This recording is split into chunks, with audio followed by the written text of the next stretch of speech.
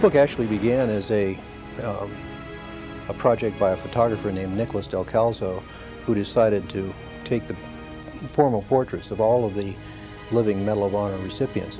We've had 39 million men and women serve in our armed forces.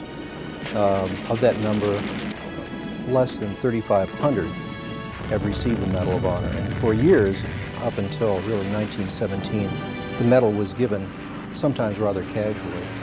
And since that time, about 900 actually have been awarded, 60% of them posthumously.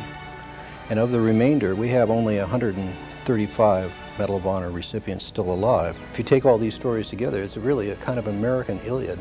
It's a epic about warfare, about self-sacrifice, about simply the unwillingness to lay down.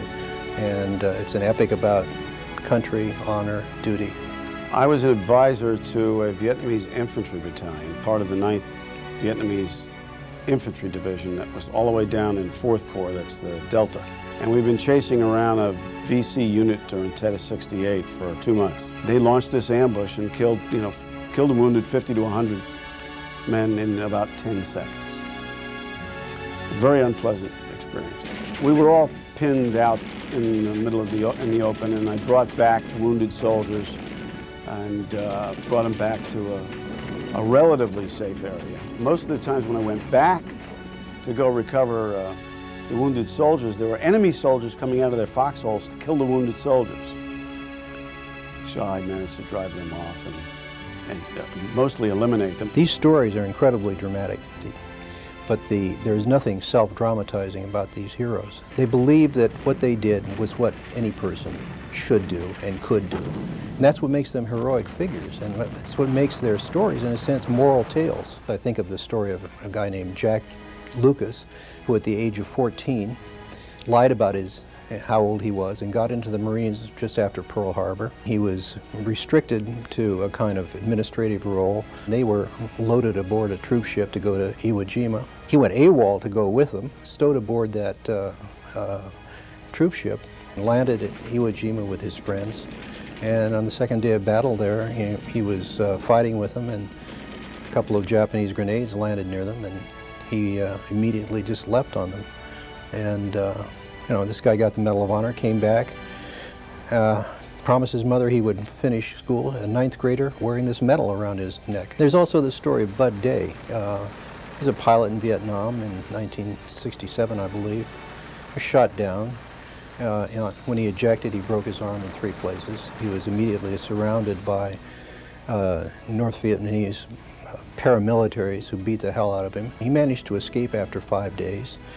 And he went on a kind of 15-day odyssey and was eventually captured and shot by a North Vietnamese patrol, and they took him wounded again, ultimately to the Hanoi Hilton, where this guy, along with Admiral Stockdale, offered maximum resistance for the next 6 years. They're average people from all walks of life, all races, all ethnicities. And that's why, their stories really, in some sense, say to somebody in the military or out of the military, you have this in you too. You can do this. People who have fought and sacrificed. People who, and there are lots of them by the way, who fought and performed valorously in combat and received nothing because they died. Whoever saw what they did also died. So there are lots and lots of awards that probably should be garnered that are not, simply because they don't get written up. They believe that they didn't win this medal. They never used the term win. They earned it. They received it. They believe that they hold it in trust for all the guys they served with, including the guys that didn't come home. I and the other recipients feel an obligation to inform. When I first got my medal, in 1969 was the award ceremony. There were 450 living recipients. The first function I went to, my table mates at this reunion were Commando Kelly, Pappy Boynton, and Eddie Rickenbacker from the First World War. And there was still a living recipient from the Boxer Rebellion in 1900. In this book that's come out now, about half a dozen of the living recipients in the book have passed away since the book was printed.